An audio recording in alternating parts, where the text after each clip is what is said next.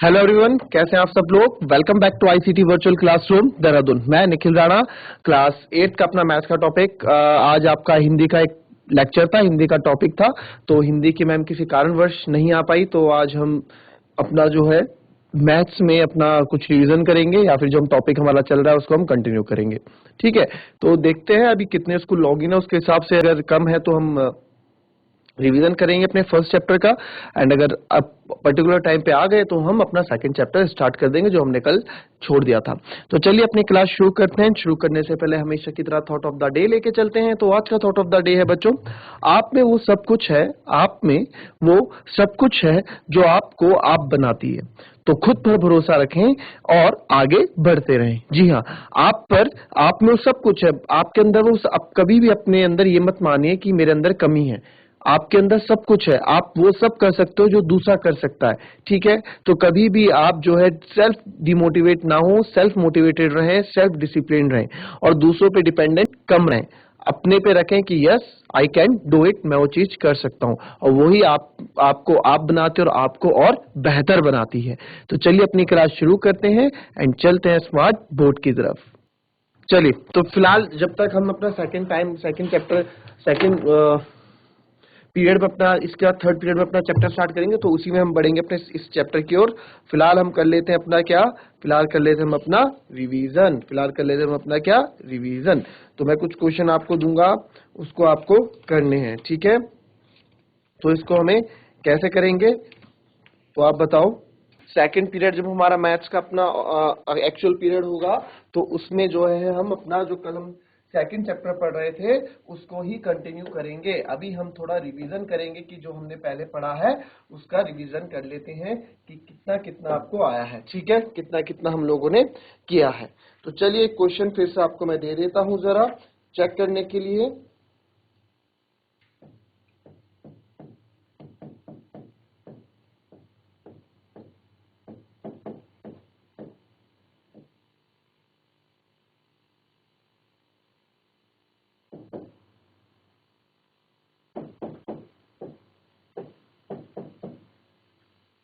यानी 1/4 और 1/2 के मध्य, 1/4 1/2 के मध्य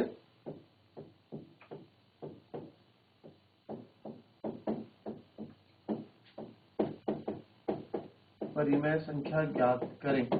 चलो करो जरा, कितनों को आता है, कितने कर लेंगे।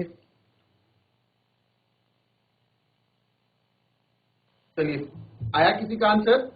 ये चैप्टर हमने पढ़ा हुआ है,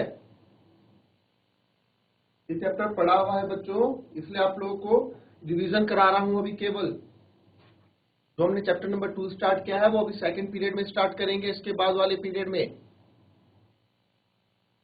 अभी मैं देखना चाहता हूं कि कितनों को याद है ये चीजें जो हमने पढ़ाई है।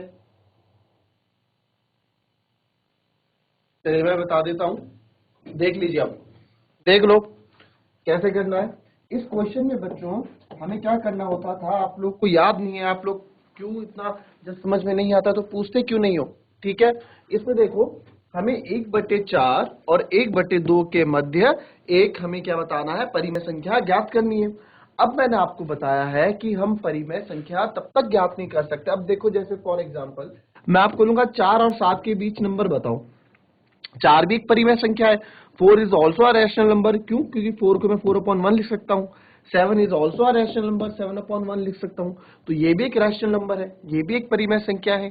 तो अगर मैं बोलता हूँ 4 और 7 के बीच में आप कोई नंबर्स मेरे को बताओ, तो आप इजीली बोल दोगे कि सर 5 और 6 इसके बीच के नंबर है। क्यों, क्योंकि हमें पता लग रहा है कि 4 कहाँ आता है, 7 कहाँ आता है। अगर मैं नंबर लाइन की बात करूं तो आप बता सकते हो कि 1 2 3 4 ये हमने छोड़ दिया, और इस आपको पता है कि 4 कहाँ है और 7 कहाँ है, तो उसके बीच की चीजें भी आप बता सकते हो, 5 और 6। बट हमको ये नहीं पता कि 1/4 कहाँ है और 1/2 कहाँ है। ऊपर से हमें ये नहीं पता कि आगे पीछे हैं कि कैसे नंबर्स हैं। तो हम कैसे इस क्वेश्चन को करने वाले हैं। तो इफ बच्चों इसके लिए हम क्या करते हैं, मैंने आपको लिखाया भी है। First we take the denominators equal. पहले हम जो डिनोमिनेटर्स होते हैं आप लोगों को पता होना चाहिए, ऊपर वाले को हम न्यूमरेटर बोलते हैं। फिर से बता देता हूं, जो बच्चे क्लास में नहीं थे, न्यूमरेटर माने कि अंश, और नीचे वाले को डिनोमिनेटर बोल देते हैं।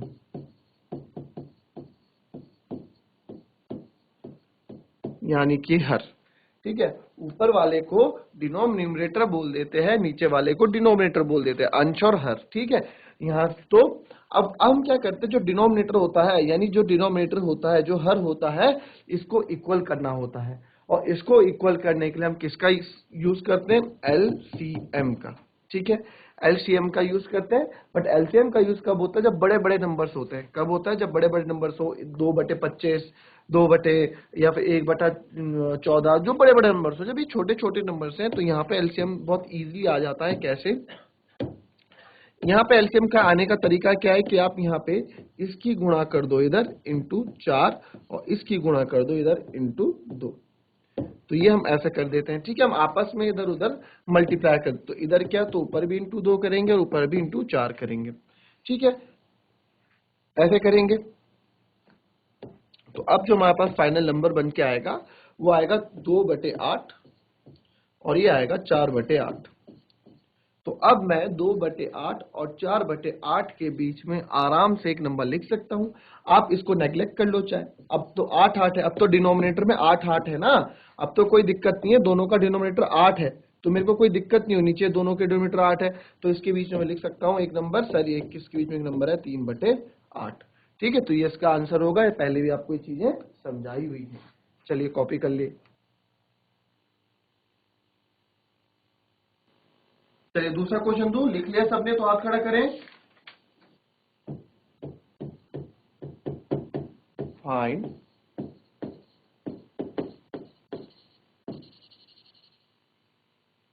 three rational number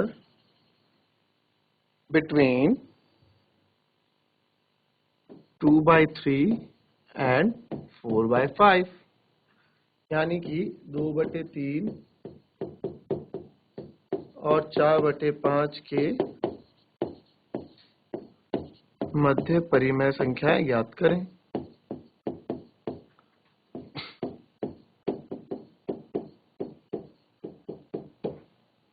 चलिए करो इसको।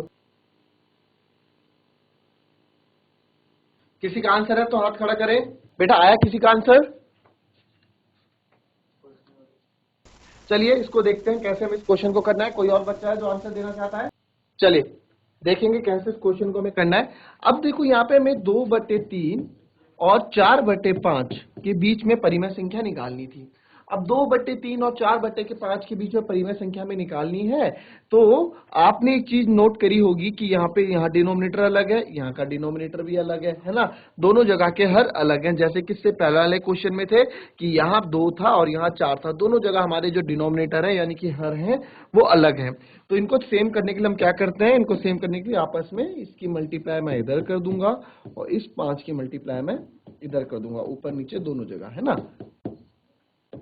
तो हमने देखा कि जब हमारे पास आया तो यहाँ देखा हमने, ये हो गया 10/15 और ये हो गया 20/15। ठीक है, अब मेरे को कोई दिक्कत नहीं है इसके बीच में 3 रैशनल नंबर लिखने के लिए। इसके बीच में मैं 3 रैशनल नंबर आराम से लिख सकता हूं, है ना।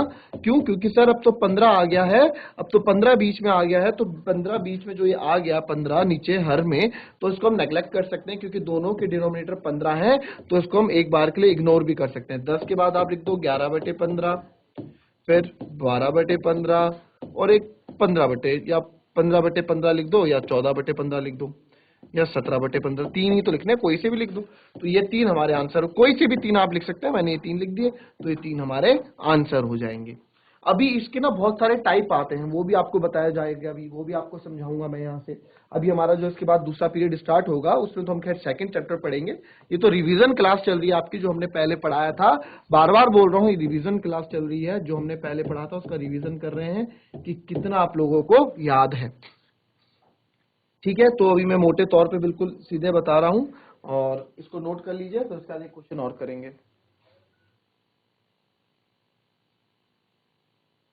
अगर एक क्वेश्चन और मैं आपको दे दूं यहाँ पे और लिख दे, अरेंज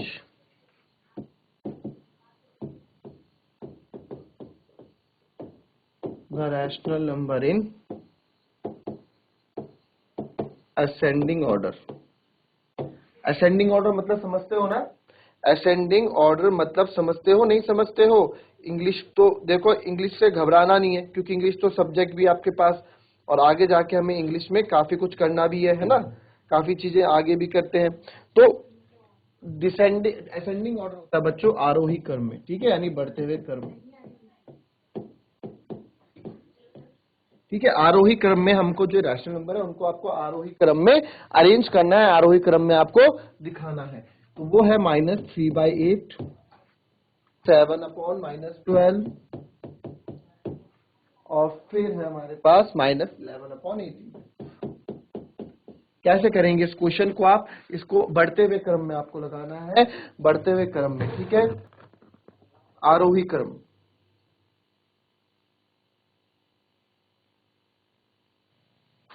चलिए, आया किसी का? देखो इस तरह के क्वेश्चन को कैसे करते हैं हम, यही तरीका रहता है करने का, कोई नया तरीका नहीं है। इसमें भी हम क्या करेंगे, सबसे पहले भाई देखो कि नंबर क्या है मेरे पास, -3/8। इससे नहीं घबराना, -12 से मत घबराओ, इसका मतलब होता है नंबर हम ऊपर ही लेते हैं, माइनस को हमेशा ऊपर ही लेते हैं, -7/12 और -11/8, ये है ना।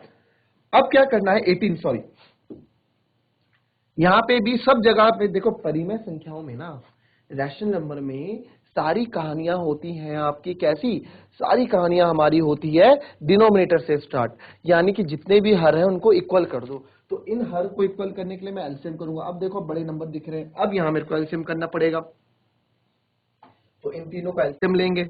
अब इन तीनों का एलसीएम जब मैं लूंगा, 8, 12 और 18 का जब हम एलसीएम लेंगे तो देखो क्या आता है। मैं तो डायरेक्ट कर दूंगा, 18 4 72, ठीक है, बट आप लोग अभी डायरेक्ट में मत जाओ, सिखाऊंगा डायरेक्ट कैसे निकालते हैं वक्त आने पे।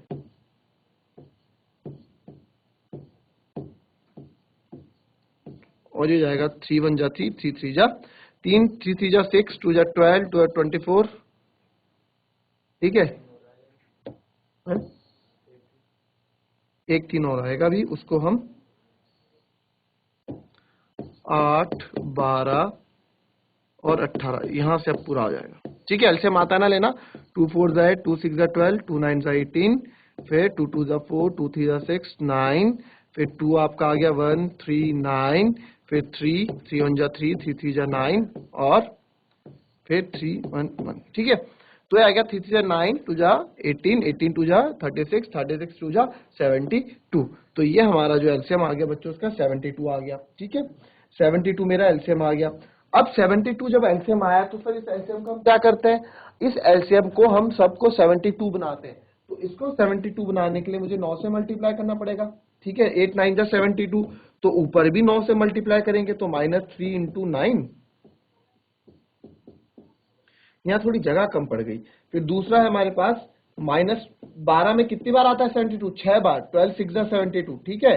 तो अगर जिसको नहीं पता वो फिर डिवाइड करके देख लेना। और 18 4 जा होता है 72, तो 11 × 4/18 × 4, पहले सब चीजें पढ़ा रखी है आपको, इसमें ज्यादा टाइम वेस्ट नहीं करेंगे। जिसकी क्लास छूट गई वो कभी और मुझे बोलना, मैं बता दूंगा। जो टाइम से क्लास में नहीं आएगा उनके साथ ऐसे ही होगा।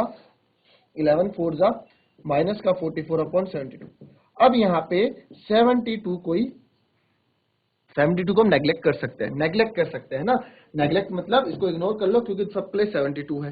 तो अब मैं क्या करूंगा, इसके बाद आप देखो, इसके बाद मैं लिख सकता हूं ऐसे कि भाई, क्योंकि बिकॉज लिख सकते हैं, बिकॉज माइनस सबसे छोटा है -44, क्योंकि माइनस में नंबर है ना। अब आप देखो ये नंबर लाइन होती है 0 1 2, और इधर -1 -2 -3, तो ये सबसे -10 जो है सबसे छोटा होगा, -9 उससे बड़ा होगा, -8 उससे बड़ा होगा। इधर हम बढ़ते हुए आते हैं, पूरी चीजें आपको सिखा रखी हैं जब हमने चैप्टर पढ़ा था।